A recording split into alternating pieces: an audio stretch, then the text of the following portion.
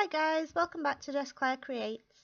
Today I have a scrapbook layout for you which is kind of 8.5 by 11, but it's not quite because I'm using A4 card which I'm cutting down, and the layout finished is closer to about 8 by 10.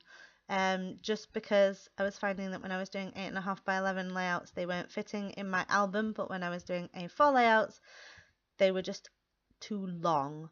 So this is my compromise. So I'm using some of this Maggie Holmes paper from the Chasing Dreams collection, and this is my album that I'm using for my layouts that are this size, and I was just checking that it fitted into one of the pockets because I'm still figuring out that size. So I've cut out the inside of that paper because I'm only using it as a background and I didn't want to lose all that lovely paper. So I have this little box that's got all my scraps in it, and I wanted to use some of them up because it's just getting crazy. So I have my photo there on the left, and then these are some of the strips that I've picked out. I'm using my scalloped edge heart punch to punch a border along the bottom of that pink strip, just to give it a different kind of look, a different texture. So I've kind of decided on some of the strips of paper that I'm going to use, and I'm going to add in some of these labels that I have printed and cut out. I made the mistake of cutting out the labels from the sheet that I was using to copy, so I then had to lay all my labels onto my scanner and rescan them. So I'm just adding in some washi tape as well for a different kind of look. And when I put my photo in, I'm kind of having some of the edges overlap the photo and some of them underneath the photo of the little strips of paper. So that's my layout, my background kind of done, and I was just seeing if I liked it better on the other side, but one of the strips of paper has tiny hearts on and I wanted them to be the right way up. This is some washi tape that I got from Paper Chase, which is not very sticky, so it's not great for actually sticking things together, but it is really pretty. And because it had a ripped edge, I went through and tore some of the edges from some of the other strips of paper, so it had a little rough look. So I've just got my pack of words and phrases. I use these Studio Calico packs and also some of the Ali Edwards envelopes that the kits come in to hold die cuts and papers and embellishments.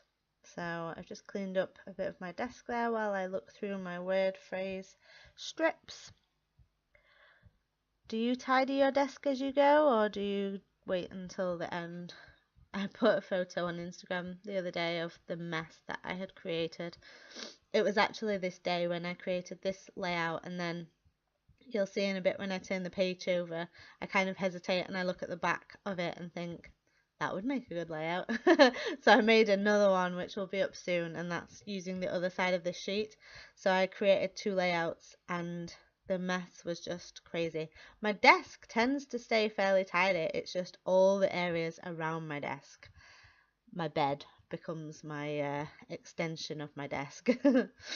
So I'm just adding on some of the phrase strips. I've got some grey ones from Ali Edwards, some cream and gold foil ones, they're Ali Edwards, and the blue and gold foil ones are Studio Calico.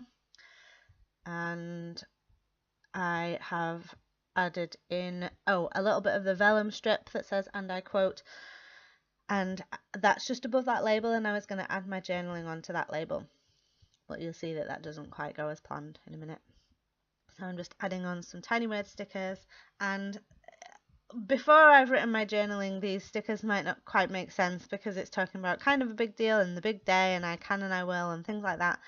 This day was my son's first transition session at nursery, and my bestie Sarah came with me for moral support.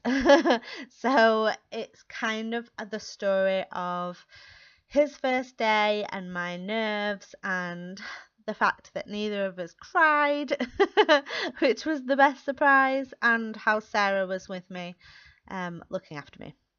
So yeah, I tried to do my journaling on that label, but I'm a waffler and there was just too many words to fit in that tiny little box. So I wrote it underneath the photo instead. And I quite like how that looks, so I'm happy with that. I've added on this heart that I'd cut out. I'd cut it out for something else. Oh, I added a little heart on there. I moved that. And now I'm just looking through my die cuts and I'm added on some tissue paper just for another kind of texture.